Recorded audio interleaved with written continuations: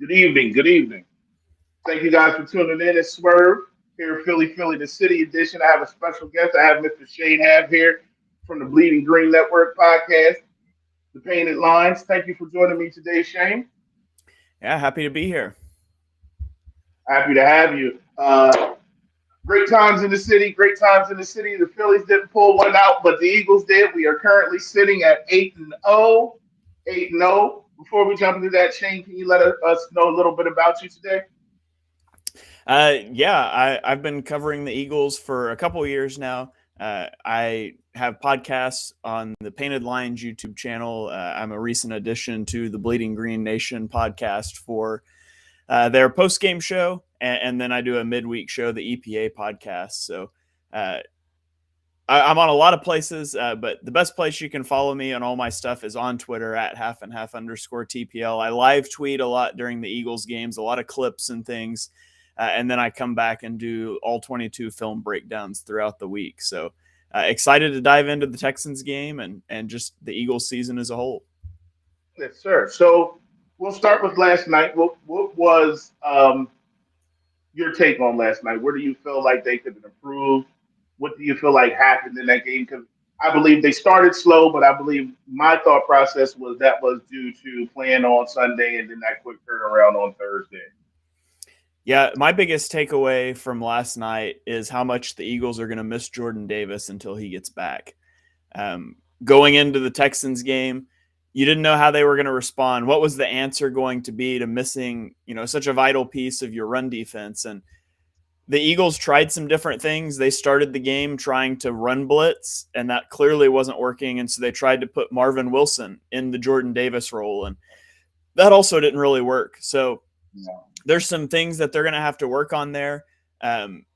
They tried different things schematically. They just haven't found that answer yet. Now, in the second half, it did start to tighten up a little bit, and the run defense got a little bit better. It's one of those things that, in theory, on a chalkboard, you can figure out what your answers are going to be, but these guys aren't hitting each other in practice, especially on a short week. And so you don't really know if the theory works until you get on the field, and it did not work. And so they've got 10 days now to come up with a different answer before they go and they play the Commanders on Monday night. So that's the biggest thing I'm interested in seeing. And the biggest thing we learned last night is that plan A and plan B did not work. Yeah, and they were able to get it done with plan C. That was my thing too. I was really concerned about the with Davis going. How was it going to affect the defense overall? The run defense was definitely suspect with Williams. Hargreaves did create a little pressure as far as on the pass rush, but the Jordan Davis is sorely missed and will be missed over the next few weeks with that injury. Rest up, big fella. We're gonna need you. We definitely are going to need you because if we can't stop the run, we couldn't stop the run Thursday night. Again, it was a short week. I think um, teams are going to try to really attack us there because that seemed to be a major issue for us last night. So we are sitting here at 8-0, totally unexpected, totally unexpected. What's been the biggest surprise for you? The biggest surprise so far this season for me has got to be the leap that Jalen Hurts has taken. We saw signs, we saw growth. Jalen Hurts has improved every year, even going back to his time at Oklahoma. But at a certain point, you expect that progression to fall off, to plateau. Development is not a linear thing, but Jalen Hurts, the leap he's taken this year has just been incredible in terms of pocket passing, his deep field accuracy, and even just his willingness to stand in pockets. And he's still a little jittery sometimes in the pocket. He still would rather be out of the pocket. You see him fight that urge, but even this year, like once he escapes the pocket, his eyes are downfield. He's looking to throw the ball. And that wasn't the case last year. Last year, it was a lot of one read and run. This year, it's a lot more like two reads and then get out of the pocket and look to make a play in a scramble drill. So that's a big leap for a quarterback to take. And it's been really nice to see him take that over this last offseason. Yeah, I would have to 100% agree with you there.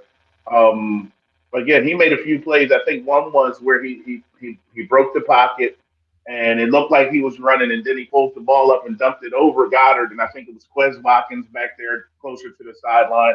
I think that's a play that he doesn't make last year. I think he either he dumps it down to Goddard or he gets it with his feet. And then there was another play. I think who was it? I think maybe it was to Smith where he broke contain, and instead of taking off, he actually stopped and dumped the ball off to Smith. I haven't rewatched the game yet, but yes, Jalen Hurts has improved. I think they showed us they may have shown a stat where he's only the second quarterback to increase his completion percentage by 5 points in consecutive seasons. I think the other guy is Josh Allen, and that came once he was given Stephon Diggs. So AJ Brown has obviously had a huge impact on this offense. I just think Hurts feels more comfortable, more in command, and that could be that is definitely. I believe AJ Brown has a huge part in that, but I think also continuity. This is his second year in an offense, and he hasn't had the same offensive coordinator for what eight seasons. So yeah, Jalen Hurts has been a pleasant surprise, and Miles Sanders. I would say Miles Sanders.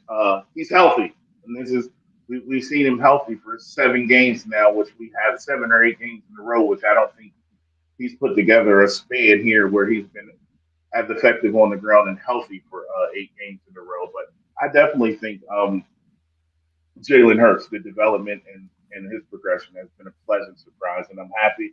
And I think he's going to continue to blossom, develop, and be the leader and quarterback that we need for the next few years. Now, improvements. You said run defense. I have a question for you, and I know my guy Black wants me to ask this question.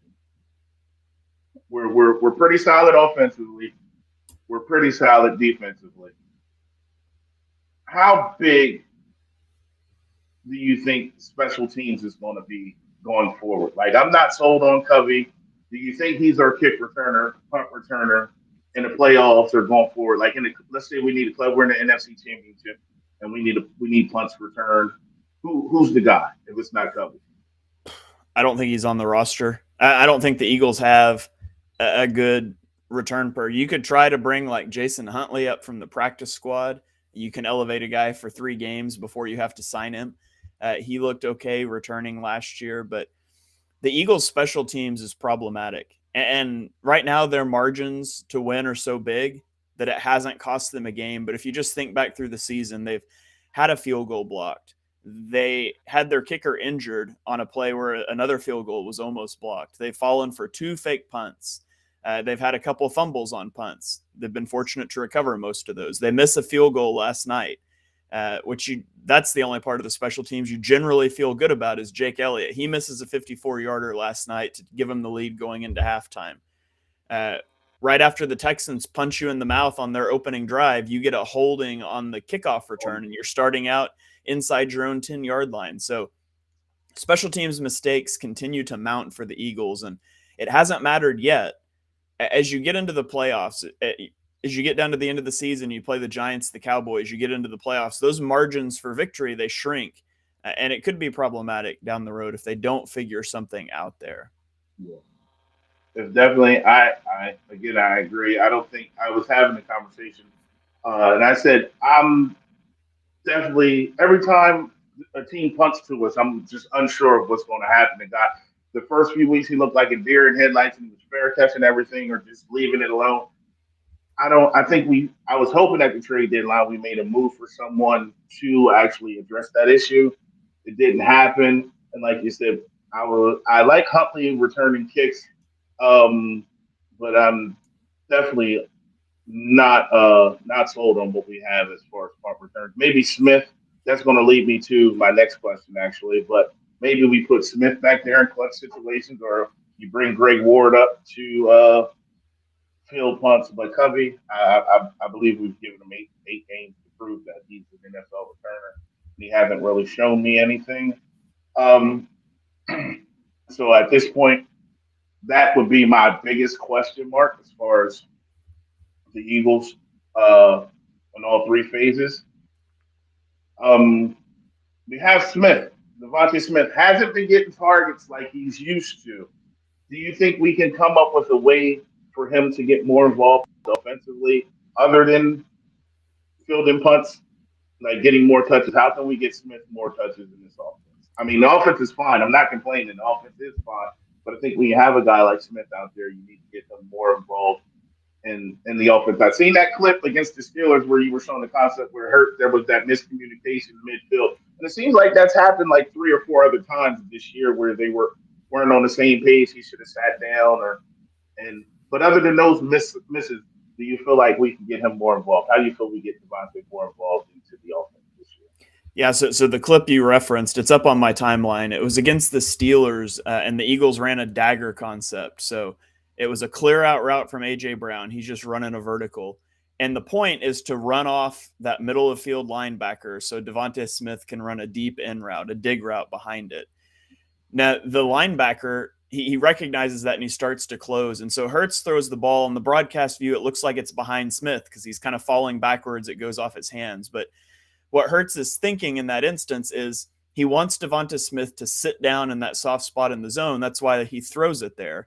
If he Right. leads Devonta Smith, he's throwing him right into contact, which isn't something you want to do to any receiver, much less 170-pound Devonta 160. Smith. Right, There, right, right. there was a similar play last night to A.J. Brown, the high throw to A.J. Brown that went off his hand and almost got intercepted. Now, we will never know because Jalen Hurts would, if you asked him, he would say it was his fault. But I wonder if that's just an inaccurate high ball or if he was anticipating A.J. Brown going further up the sideline before he sat down. I don't know. So Yeah. there's some things they can work on in terms of knowing where to sit in zone coverages, things like that. As far as how specifically to get Devonta Smith more involved, I don't think that's something you necessarily force uh, unless it's an issue behind the scenes. And I don't get any sense at all that Devonta Smith is unhappy. Winning cures a lot of ills, and Devonta Smith doesn't seem like that kind of person. So as long as the chemistry is fine there, and it seems to be, I wouldn't be concerned about it. The Eagles' offense is functioning at a high level. They know what they like. They like deep shots to A.J. Brown against man coverage with no help over the top. They like the RPO game to Dallas Goedert against zone coverage. And Yeah. that's pretty much what teams have done so far. There hasn't been a lot of man coverage that isn't coupled with a blitz so far because the book on the Eagles was they're not very good against the blitz. And the last 2 weeks, they've been fantastic against the blitz. They And have. where Devonta Smith is going to shine a lot more is when you're just getting traditional man coverage with those safeties over the top. He's so good with his releases out of the slot, across the middle of the field. So I'm not concerned about his usage. I think that the reps will come for him, and as long as it's not some brewing issue in the locker room, which I don't think it is, I wouldn't be too concerned about it. Yeah. I don't think it is too. Like you said, I don't think he's that type of guy. I think he's happy winning. And winning cures are. Oh, he doesn't need to be the guy as long as he's on the team winning and contributing. I agree. I just you look. I got him for fantasy purpose. That question was for fantasy purpose. Yeah. But I Yeah, need no, him to catch the it's ball. unfortunate for the Devonta Smith fantasy owners. That his season is not gone as they expected. That's for sure. Yeah, definitely not. There's still 8 games, 9 games left, so there's some chance that he produces. But like you said, they're operating, they're taking what the defense is giving them, and they're executing at an extremely high level.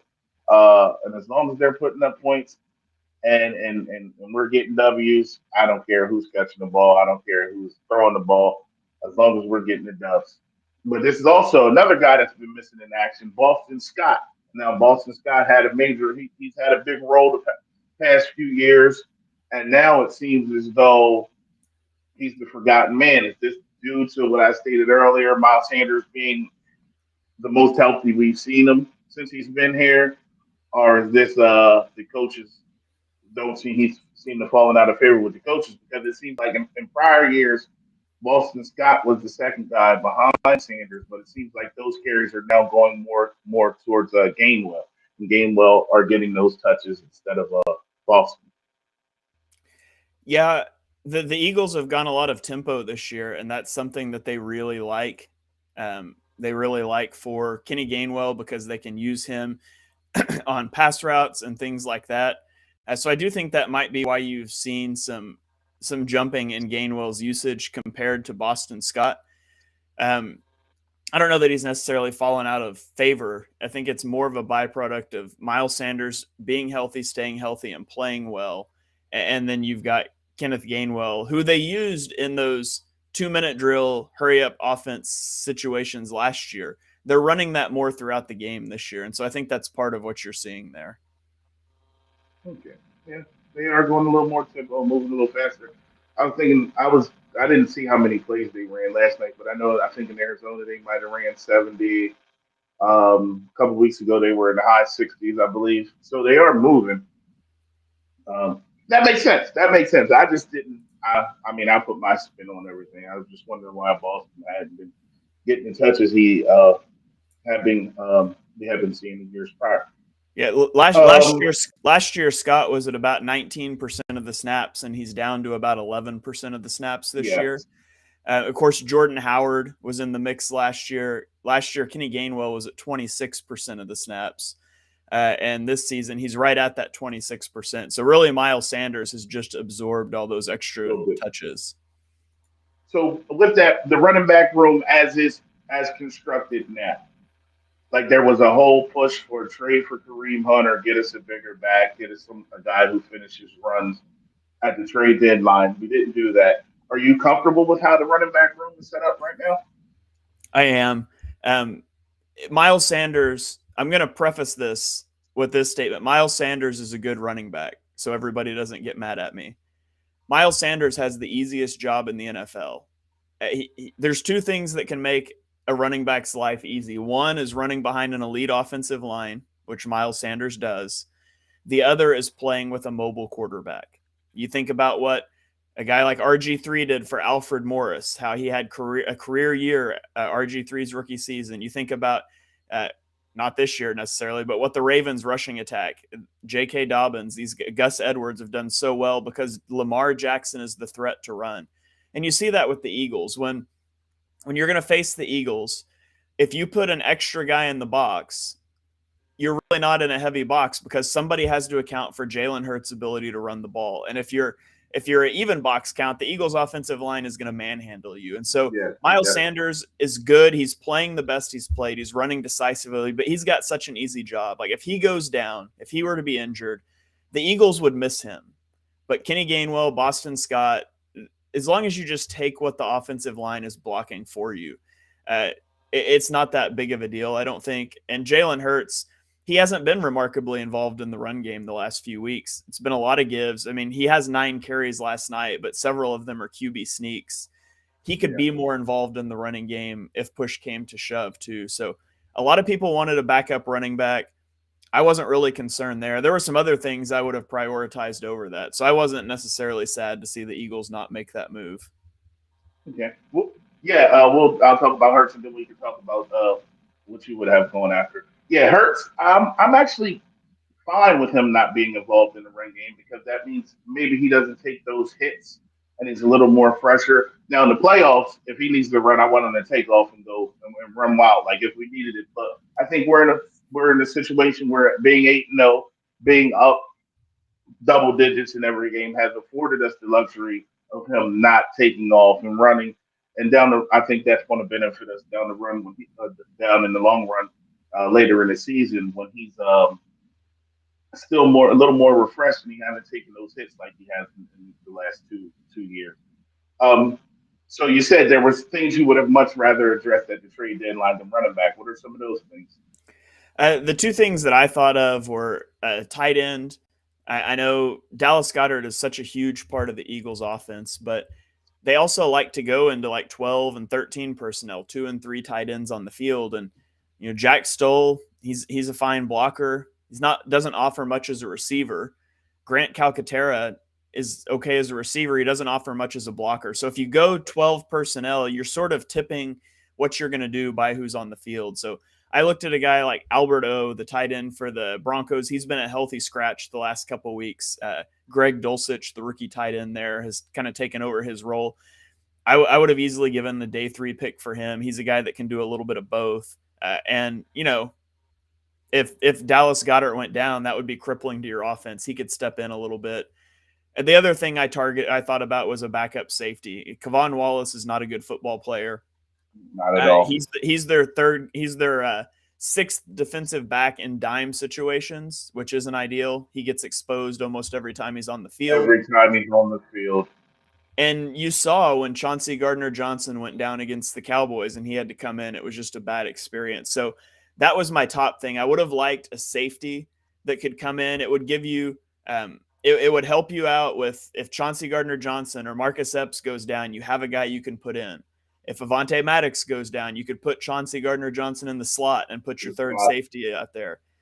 It would help right now when Jordan Davis is out, and you could add a third safety on the field to be a little heavier to help stop the run, but you don't want to do that with Kevon Wallace. So I thought about a guy like Jabril Peppers, who is a hybrid sort of safety linebacker, can return some punts for you, or even Rodney McLeod. The Colts are kind of tanking now. They're starting Sam Ehlinger. They're kind of phoning in the rest of the season to bring a guy like Rodney McLeod back. So if I was going to make a move, I would have been interested in some names like that before I would have been interested in a running back. Yeah, Wallace. And it pains me to say this because I had such high hopes for him coming out of Clemson. I thought he could play like that Cam Chancellor role, that rover type, because he's a big kid, but he just looks lost, and he looks lost. Like you said, when CD went down against Dallas, he just looked out of place. I mean, one time on Zeke touchdown, he ran right in front of Zeke and let Zeke into the end zone. Then there were 2 or 3 plays last night. The first touchdown of the game last night, he just looked out of place. The tight end crossed his face, and then he just reacts late. I don't know if he's overthinking or if he doesn't study, or maybe like you said earlier, he's just not a good football player. So we definitely need to pray for health, and hopefully we don't have any catastrophic injuries or anybody that's out for more than a week or 2 back there in that backfield, because if he has to play more than 20 snaps, it's not going to be good for us. So we're 8-0. We have a 10-day rest, and you have the Commanders on Monday night. What are you looking forward to the rest of the year? And if you had to pick a player or two to break out the second half of the year, who would those players be? Yeah, I look at the Eagles' schedule, and it's pretty favorable. Obviously, you get Monday night at home against the Commanders. Taylor Heineke, not a scary quarterback. Then you go on the road to the Colts, or Sam Ehlinger, also not scary. But then you've got that last stretch of the year. That's where things will get interesting. You have Green Bay at home, the Titans at home, both teams that can run the football well.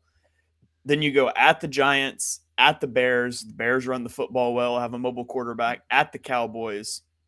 And then, of course, you finish off with the Saints in a big game for draft positioning and home against the Giants. So the Eagles, they should be the 1 seed in the NFC. Barring something catastrophic, they should be the 1 seed. They're a game ahead of the Vikings, and they have the tiebreaker. They're a game and a half ahead in the division with a tiebreaker right now. So I look for the Eagles to get into the playoffs to be the 1 seed. As far as, guys that I think could maybe break out down the stretch, obviously you're seeing Javon Hargrave playing really well right now. 5 sacks in the last 2 games. You hope he's able to keep that up. I think Devonta Smith is going to get more involved down the stretch. I think it's going to come as teams they're going to have to overcompensate. You're going to have to start to bracket AJ Brown. There's so many guys to worry about, and so I think you could see Devonta Smith start to have a little bit of a breakout run here. The cool thing about the Eagles is just they can beat you in so many different ways, and they shift their offensive identity so easily. I mean, you look a couple weeks before the bye, you're playing the Cardinals, a team that blitzed you a lot, and they kept safety help over the top. And so they became a 4-wide, pass the ball horizontally screen team. Then you get to the Steelers, and the Steelers want to blitz you with single high coverage, and so they became a vertical passing team. And then last night they're playing the Texans, who run a lot of Tampa 2, and so they became this RPO team again. Like, they just shift their identity. There's so many different ways that they can beat you, and I don't know how you game plan to stop all of those at the same time. I agree. The most impressive drive, I think, and this is being a lifelong Eagles fan, in the game against Dallas, when Dallas had came back and scored, and they had tightened it up, and they had made the game tight. That drive, when they just drove down the field, and they were just like, "We're just going to run at you." It's just like they've won every time, any possible way you can win a football game. They've done it this year. In years past, it's 2 games I say in years past, this Eagles team would be 6-2 because they lose that game in Arizona and they lose that game in Dallas. Years prior, they don't have that drive where they just beat the will out of Dallas on that drive. They said, "Look, we're going to line up and we're going to just shove it down your throat." And that's what they did. And then in Arizona, they don't win that game. We've seen years where they blow it. The Jacksonville game, they got down 14. I really wasn't worried because I was still like really excited. But I say it's two games in years past that they lose. That was the Dallas game in Arizona, and they found a way to win. They found a way to win the game, and they end up winning the game. I'm really excited. I'm looking forward to the rest of the season. Before we get out of here, I just have a few more questions for you. Who's your favorite Eagle of all time? Favorite Eagle of all time. I'm going to go Brian Westbrook.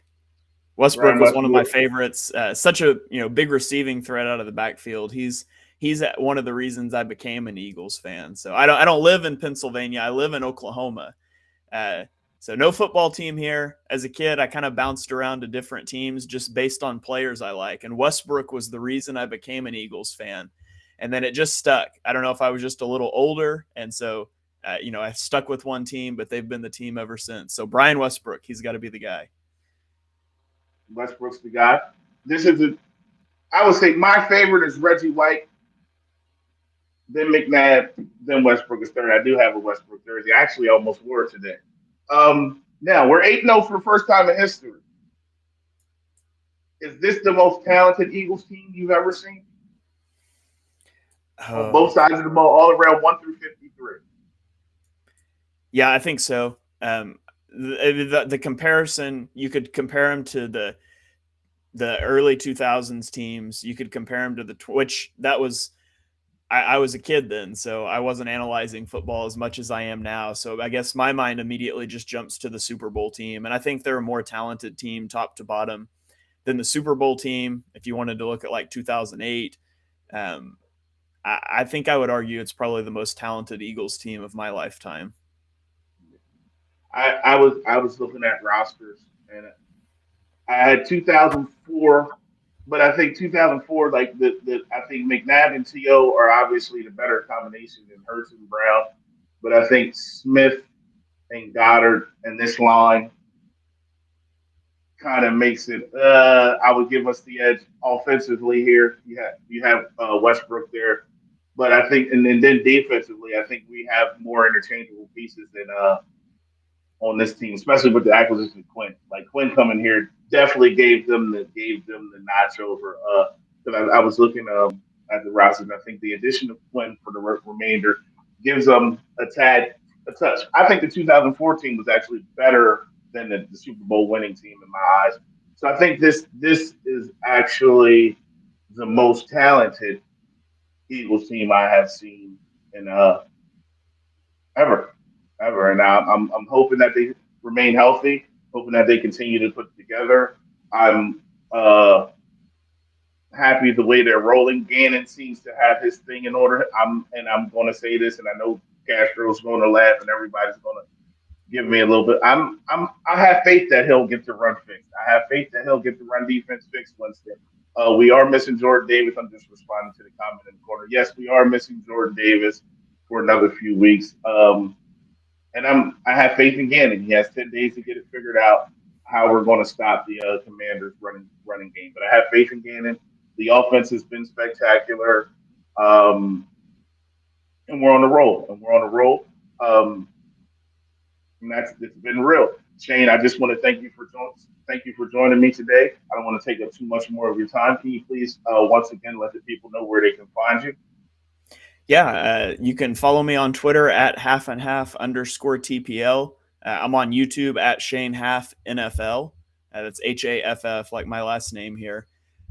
YouTube is where I put my podcasts every Tuesday night. I have a hour and a half long podcast ish called Chalk Talk, where my co-host and we review every game in the NFL. We always lead off with the Eagles for about 20 minutes, and then we spend about an hour on the rest of the game. So if you're an Eagles fan, that's who you're watching, and you want to know what's going on in the rest of the league, check that out. It's also on Apple Podcasts and Spotify. My BGN stuff is on the BGN radio feed, but The all 22, that's the bread and butter of my YouTube. I also cut those up into like 2-minute clips for Twitter because it can't be over 2 minutes. But if you want to see the whole videos, you can check those out on my YouTube. All right. You know where to find me. Swerve Philly, Philly the City Edition, Philly, Philly the podcast. Swerve Griffin on Facebook, and Eugene Stifler, Eugene on Twitter, I believe. Shane, I want to thank you again. It's been a pleasure. This has been. I could talk for hours, and I've been watching your clips now. I started following you, so I pay attention to you. You have some really interesting takes that maybe we can get you back on and get into. But I just want to thank you for your time. Friend of the show, Shane, he let you know where you can find him. I want to thank you guys for tuning in to Philly, Philly, the City Edition. Hit the like, hit the subscribe. I think Castro's going to follow up with something this evening. Get well, big dog. He's not feeling well. He's a little under the weather, so I told him to put some Vicks on it, Vicks and Robitussin, and that cures everything. But thank you guys for tuning in. Much love. We appreciate you, and I'm out of here. Thanks, Shane. Thank you.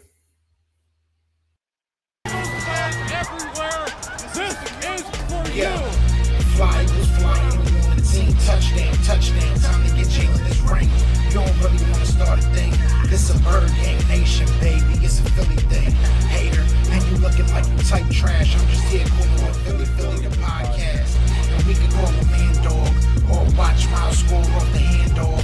Rest of the division, your man saw Jackson like Sean, hunting like Randolph. Season here, early time to do him in. Your boy Philly Fresco. Thanks for tuning in.